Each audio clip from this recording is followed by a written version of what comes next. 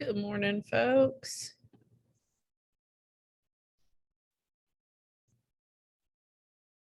I'll wait just a couple minutes and see if the others show up.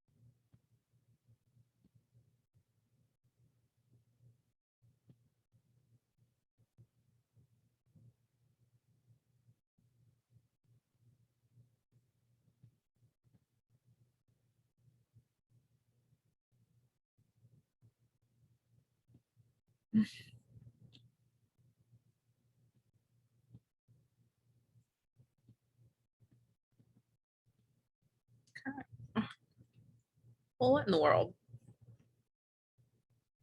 Oh, sorry, I didn't realize I was not muted.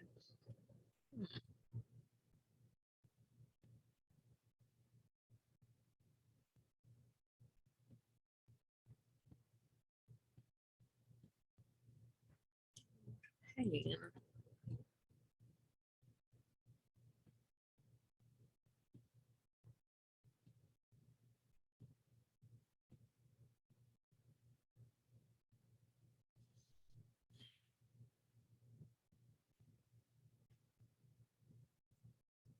There's Amity. So we're just missing Charles and Jordan.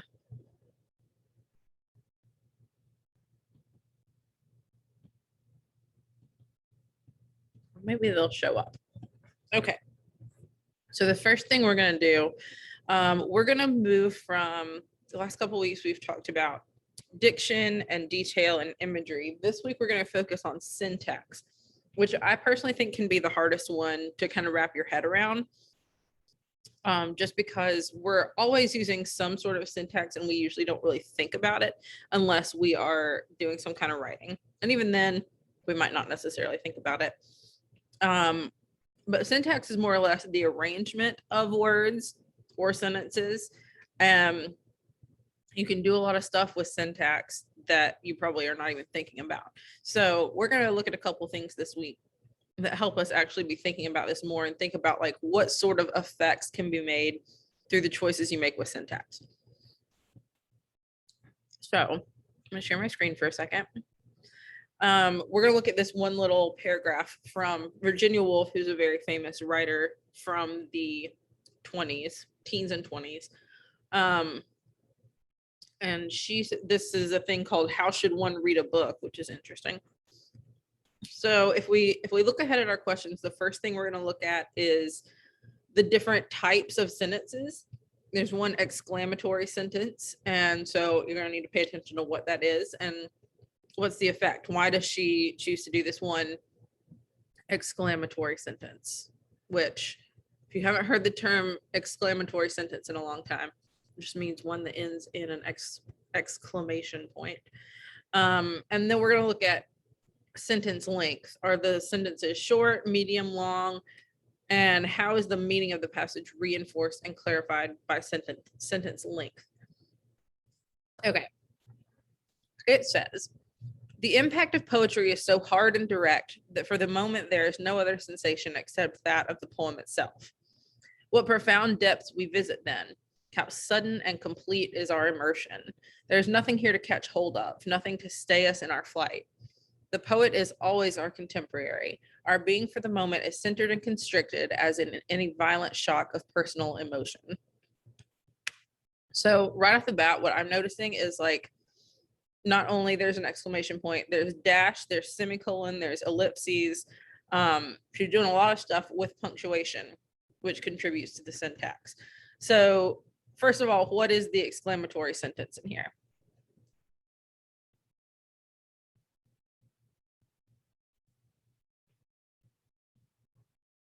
pretty easy to find.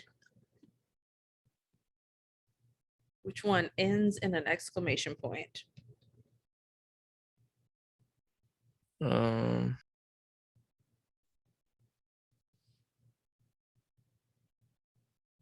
Second sentence, how sudden and complete is our immersion? Yes, got it in the chat from a couple people. Yes, what profound depths we visit then? How sudden and complete is our immersion? Why do you think she decides to end that in an exclamation point? What's the point of that? What's the effect?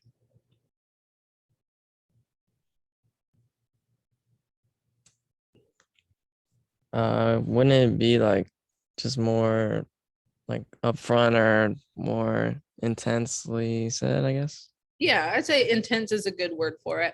More intensely said. She's really wanting to drive home that point. How sudden and complete is our immersion? Like she's kind of in awe of it. Especially considering she said what profound depths we visit. That's a pretty big statement, and she's kind of emphasizing that even more. So as far as sentence length, short, medium, or long, how is the meaning of the passage reinforced and clarified by sentence length? That's kind of a complicated question. I think one thing to take into consideration is the first sentence. The impact of poetry is so hard and direct that for the moment there's no other sensation. She really varies her sentence length. That first sentence is fairly long, but it is simple. The second one shorter, but not as simple. I mean, she's got the dash and then the exclamation point. And then you've got this longer sentence that's kind of two sentences with the semicolon and then the ellipses going into that next sentence. And that last one is probably the longest sentence. And I think more than anything, maybe it is kind of like just trying to keep us focused. If you repeat the same sentence structure over and over, it can be easy to get kind of bored with it. Even if the content's not boring, just hearing the same repetition of sentence structure over and over again, it gets kind of monotonous. It's better to break up sentence structure if you're going to, or sentence length, if you're going to really keep your reader focused in. And again, that's not something that we really think about a whole lot. We just kind of do it we don't normally think about the length of our sentences when we're writing them. It's just like, well, is this, like, have I put a full thought into this sentence? When I'm doing creative writing, I do tend to write really long sentences. I think it's because that's how I talk, like with a lot of extra clauses and stuff before I like finish a thought. So I tend to do that when I'm writing too. But when I look at that writing, I kind of get lost in it. So I have to go back and look and say, like, where can I break up some sentences? Where can I vary my sentence length so that it's not just becoming monotonous to read? So that's the thing that like I said, we don't really think about this much, but if you fall into one habit of sentence length and syntax, then you'll realize that it doesn't sound as good, or it could sound better. Okay, so the next thing we're gonna do, let's see if we've gotten anyone else. No, we're still missing our two.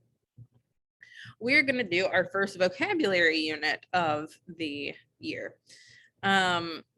So I've already published this on Canvas, and this is, let me get to your class. This is listed as an assignment. You're not actually turning it in as an assignment. It's for you to study with, and we're going to go over it together in a few minutes. But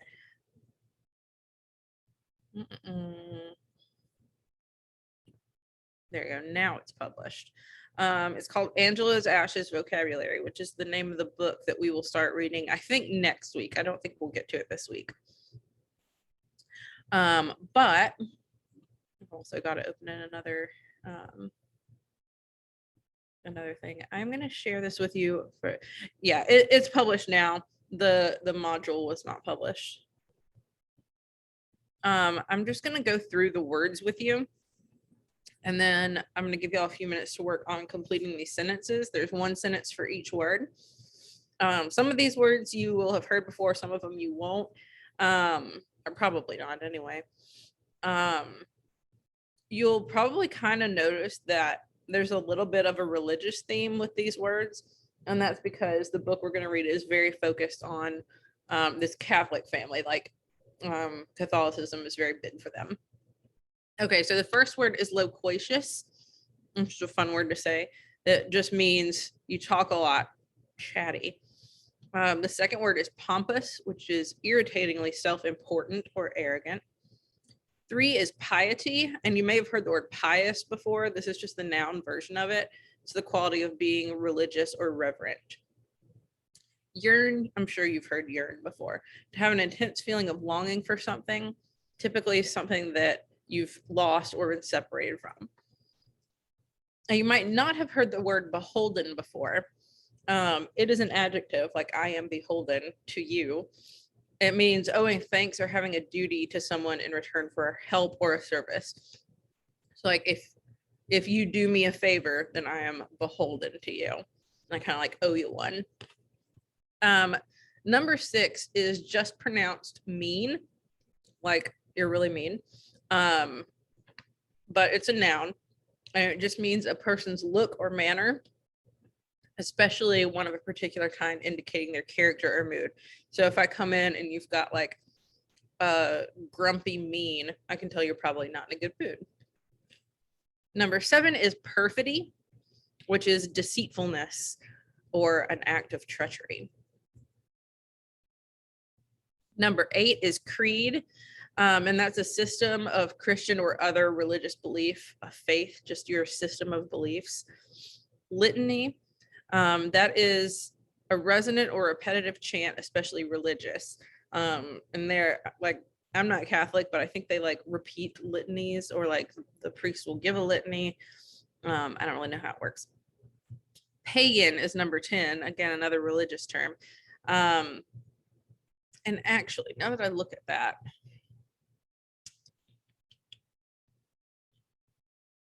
I'm going to change this a little bit. I'm going to change this. This can be a noun or an adjective, but I'm going to change it to an adjective that means holding religious beliefs other than those of the main world religions. So you can believe in a pagan religion, which is kind of the way that we're going to use it, or you can be a pagan, which is just you're a person who believes something like that. Number 11 is pithy, concise and forcefully expressive, when you kind of have to condense your words and give as much meaning with as few words as you can. Abomination is a thing that causes disgust or hatred. Number 13, I don't know if you've heard this word before, and it does look like it's pronounced blackguard. It's actually pronounced blackguard. And if you have heard it before, it's probably been in like a pirate movie, because that's just a thing that pirates said. In fact, I'm pretty confident it's in the first Pirates of the Caribbean movie. I think Barbossa calls someone a blackguard. Number 14 is, I didn't even say what it meant. Sorry. It's just a rude or unscrupulous person. It's just an insult.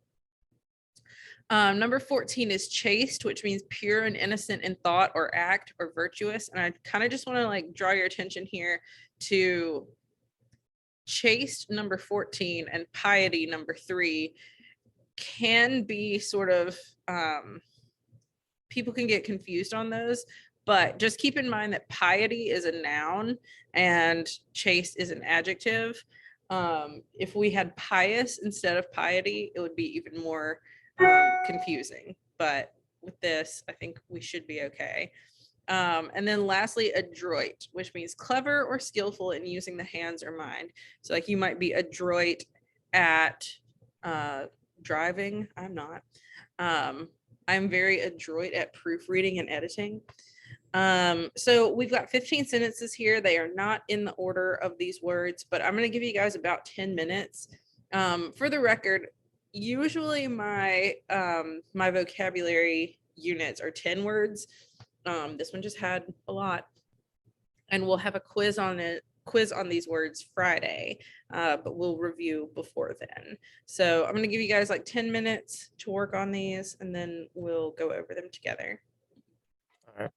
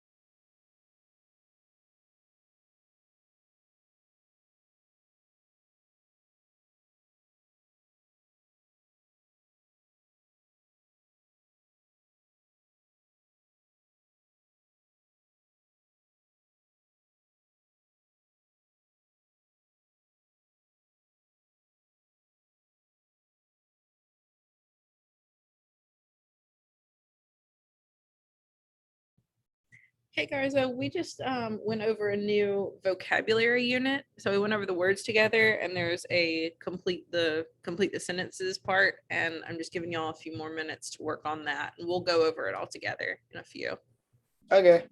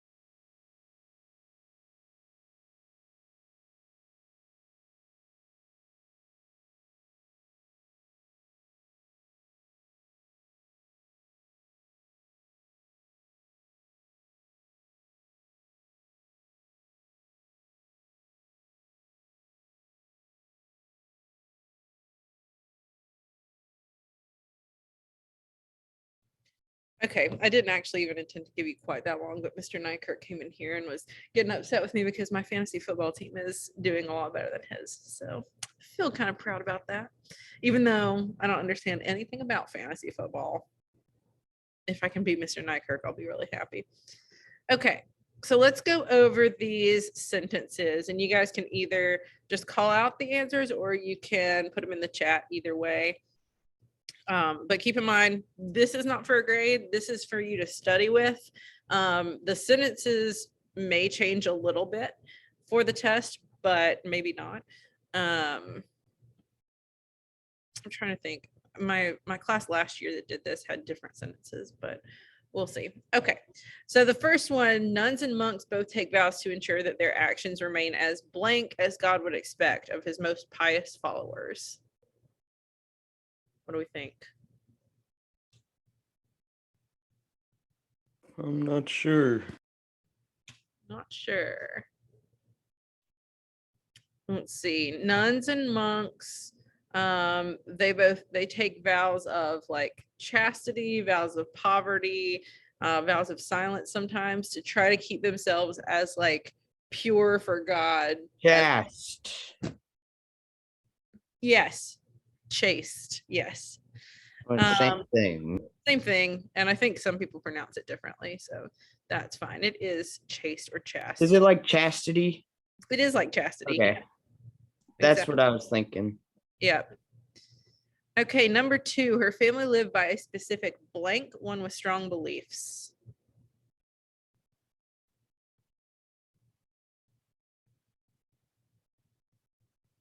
One with strong, Creed. yes, creed. That is correct. Number 3, Complete all.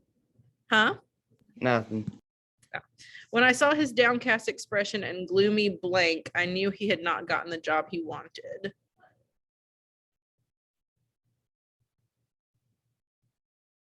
I feel like I almost gave this one away because I was talking about if you had.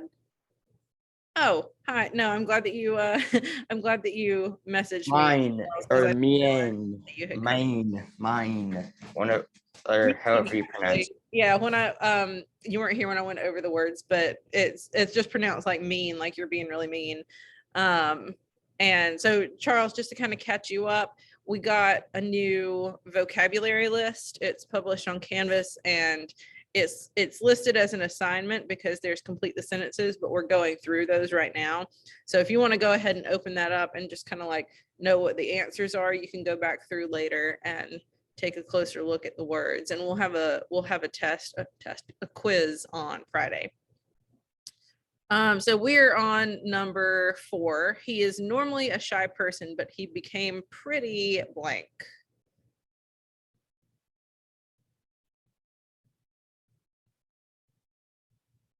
Loquacious, yes, got it in the chat. I just want to make this sentence better. He became pretty loquacious when he was around his friends. Okay, number 5, the wicked queen used blank and dark magic to trick Snow White into eating the apple. She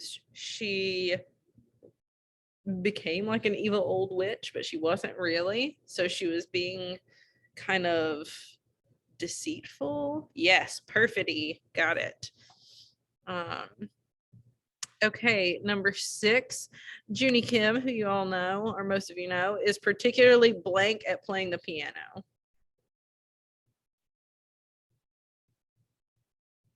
Good. No, I'm just joking. Very good. Let me think. Adroit. Yep. Got it in the chat just as you said it. Yep. She is particularly adroit at playing the piano. Number 7, the Christian missionary tries to reach out to everyone he knows who belongs to a blank religion.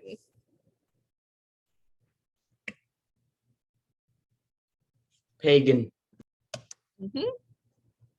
A pagan religion. Yep.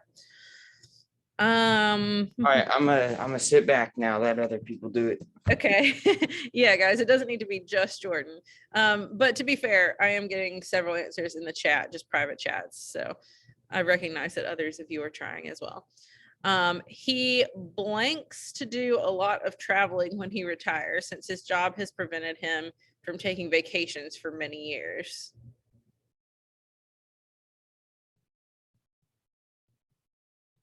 He blanks to do a lot. Would that be Yearn? Number That 4? would be Yearn. Yes, he yearns to do a lot of traveling, since poor guy, he hasn't been able to for such a long time. Okay, number 9. This should be pretty easy. Priests are known for their blank. You pretty much have to have this in order to be a priest, or at least you should. Let's see.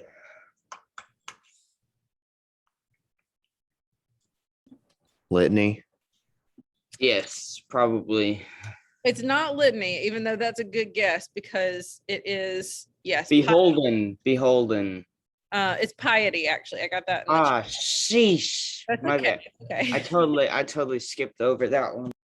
You're also at a little bit of a disadvantage because you weren't here when we went through all of the words, so no worries. Piety is correct. You have to be a pious person, or at least you should be. I've known some priests that aren't too pious, but Like the ones that rape kids. yes, particularly those. Do you guys ever see The Keepers on Netflix? That show is messed up. It's really disturbing. It's a true crime documentary, but it's a lot about like corruption in the Catholic Church, and it's hard to watch for sure. It's very good though. At morning service, the priest says a blank out loud. Litany, yes, is correct. Good job. Even though the candidate had a lot of experience, his blank attitude made the employers not want to work with him. Blackguard. No, this one's going to be an adjective since it's describing his attitude. Okay, pompous. Pompous, yes. He thinks he's better than everybody else. Nobody wants to work with somebody like that. Okay, number 12. Twitter is great because it forces you to condense your thoughts into concise blank statements.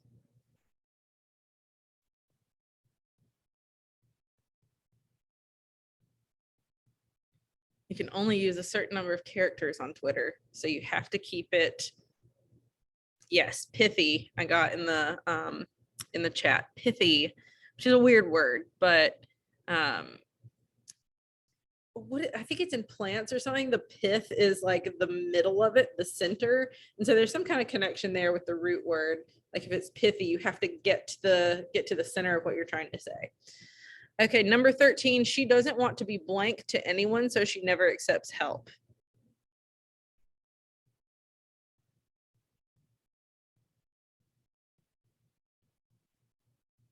Blackguard, maybe.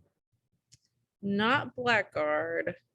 She doesn't want to be, this was one that I said, I don't know if you guys have heard it in this context before. Yeah, it's number 5. It is, No? yeah, it is number 5. Yeah, beholden. Yeah, we just had to scroll up and see what number 5 was. Yeah, which is an unhealthy attitude to have. But yeah, she doesn't want to be beholden to anyone. She doesn't want to owe anybody anything. So if she never accepts help, she never owes anybody anything. Number 14, the man always claimed that his lack of political correctness and consideration for others was just an attempt to keep it real, but everyone else saw his bad behavior as proof that he was just a blank. A-hole. What's a Like vocabulary? a blackguard. Yeah. Yes. Blackguard is basically a word that means a-hole. So yeah. And then lastly, I'm gonna start using that.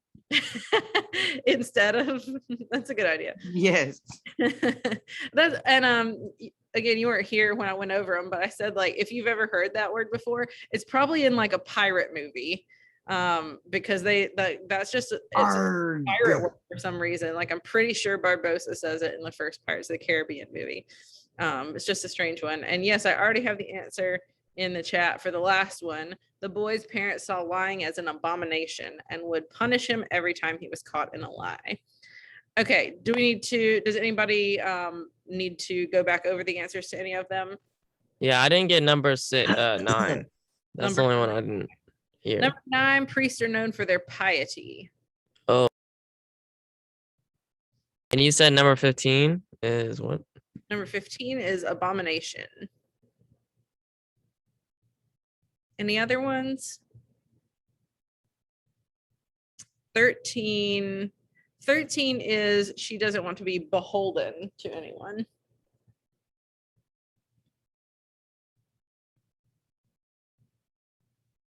Yeah, I would say pay attention to like what part of speech you're going to be looking at. That's always a way that people kind of get fouled up, and then they'll realize that, oh, I guess an adjective, and it doesn't, this word couldn't be an adjective. Particularly for, like I said, piety and chaste. They have similar meanings, but one is a noun and one is an adjective. So just be careful of that. Number 14 is blackguard. Blackguard. It's a weird word. Arg, the red coat blackguards. Blackguard. There you go. Oh, actually, let's see. What day is today's the 13th? Yeah. Sunday, September 19th is Talk Like a Pirate Day, International Talk Yes, Like a Pirate Day. That is a real thing. I know. It's Do you gonna be celebrate? fun. It's gonna be real fun. Should be fun. I always forget about it though, so I'm glad I thought about it. Thank you. You said would still- Sunday? But it's Sunday, yeah, the 19th. Nice. All right. They're gonna hate me at church. Okay. Let's see. What time is it? What time does this class get out? Oh, we do not have a lot of time left. And I wish we did. Let me look at my plan for the week real quick. You know what? I think I'm just gonna put off what I was gonna do today until tomorrow. And we should have time tomorrow, and I'm good with just ending 12 minutes early unless anybody has any questions or anything for the good of the group. Well, not for the good of the group. Not for the good of the group. For the ill of the group. Do you have anything that's not for the good of the group? Yeah, I don't know how to use an air fryer, and I think I'm doing it wrong. I don't want to like burn my food, but I also don't want to like undercook it. Yeah, I don't know how you determine how long you have to do it. I'll just give it to my dog. If it doesn't collapse in 30 minutes, then I'll Well, be what are fine. you making in it? Fish sticks. Oh, that'll be okay then. All right. See you tomorrow. Fish stick. See you tomorrow. It's an odd hour for fish sticks, I feel, but okay, see you guys.